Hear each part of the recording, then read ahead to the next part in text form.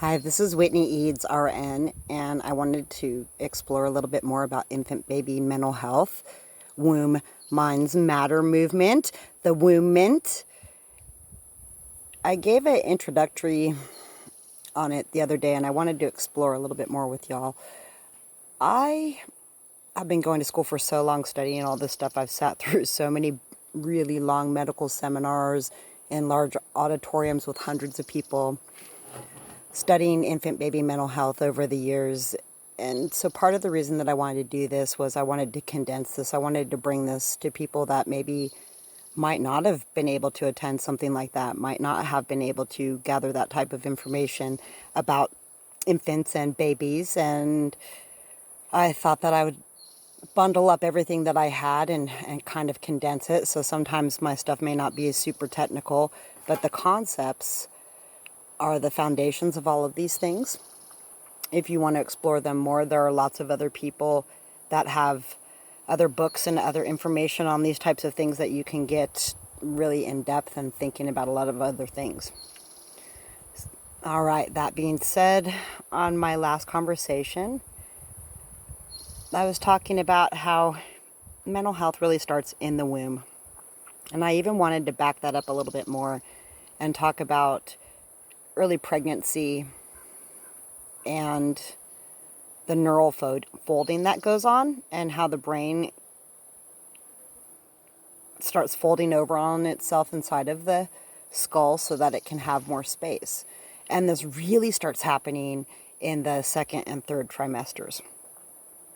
The impactful thing about this is that if moms are stressed out during this time, it can actually, in the womb, predispose this baby's brain to liking stress, being used to stress, feeling the stress hormones.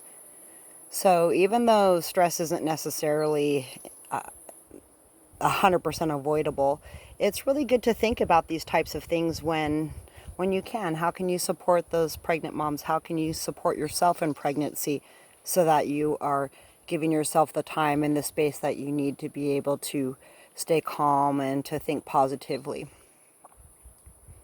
One of the things that we do know is that brains can get wired to being either negative or positive, and it happens from repetition. So if you're constantly stressed out and things are always high hormone, negative, everything's no, bad, you will have a brain that tends to go that way, and you tend to analyze things that way. Where if you take the time to slow down and think about things and analyze it, maybe not make those quicker judgments, allow yourself to think through process, you can actually have a brain that embraces those processes and doesn't get stressed out too easily.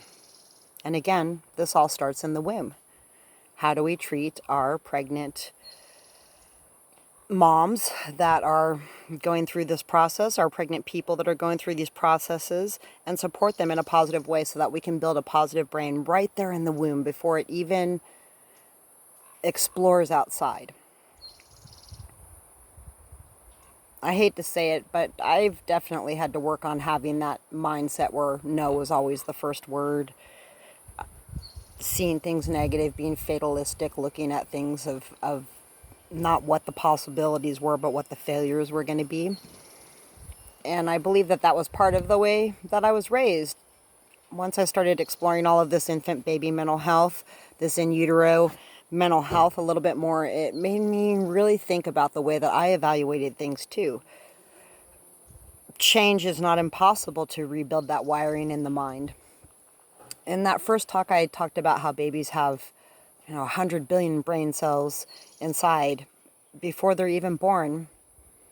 And we can nurture those brain cells to make great connections in things called axons, and the synapses can have great communication between the two things in the brain.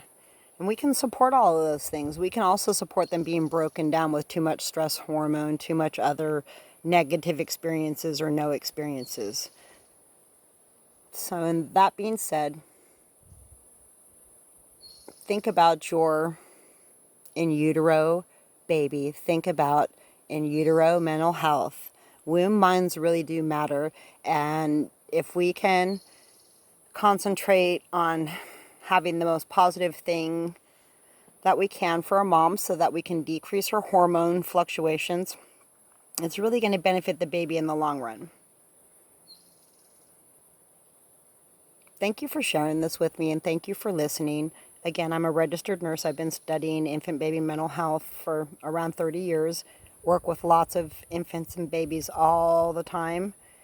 And my practice is really practical. I only speak from experience. I don't speak because I haven't done these things. Spent a lot of time crawling around on the floors with babies, so I hope that you keep in mind that womb minds really do matter, and infant baby mental health is really a thing. Thank you very much. Have a great day.